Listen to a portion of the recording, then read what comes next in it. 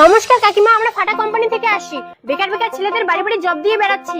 কিসের আলো সব দিবে রাখছেন? মুই সব ফম না খাং, এমনি মোর গ্যাস। কাকিমা ওটা জব না, ওটা জব মানে আমরা বাড়ি বাড়ি চাকরি দিয়ে বেড়াচ্ছি। বকি তোমরা চাকরি দিবে? আরে না না, আপনাকে চাকরি দিব না। তাহলে তোমরা কি বাড়ার জন্য আসছেন? আরে কাকিমা আগে আমার পুরো কথাটা তো শুনুন।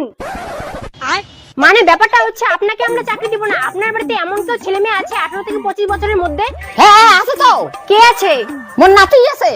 আচ্ছা আপনার নাতি আছে, কি করে? সারাদিন যে বিড়ি খায় আর ঘুরি বেড়ায়। আরে কি নেশা করে ওটা জানতে চাইনি, কি কাজ করে ওটা বলুন। ওইটাই ওর কাজ, বিড়ি খাওয়া আর ঘুরি বেড়া।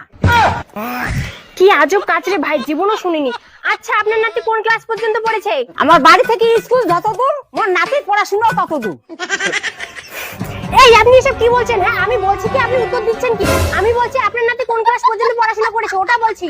8 অবধি পড়াশোনা করছে। ও আচ্ছা 8 পাস করেছে। ম্যাডাম 8 পাস করে কি চাকরি হবে মোর নাতি? হ্যাঁ হ্যাঁ হবে। 5 পাস করা ছাত্রগুলো সেভিকের চাকরি পেয়েছে, আপনার নাতি তো 8 পাস করেছে, অফিসারের চাকরি পাবে। কি মোর নাতির অফিসের চাকরি হবে? ম্যাডাম চলো চলো চলো, বাড়ি বসো বাড়ি বসো। বসো বসো বসো বসো। দেখুন আপনার নাতিকে তো চাকরিটা দিব, কিন্তু আপনাকে কিছু দিতে হবে। কি দিতে হবে ম্যাডাম? জমির কাগজ।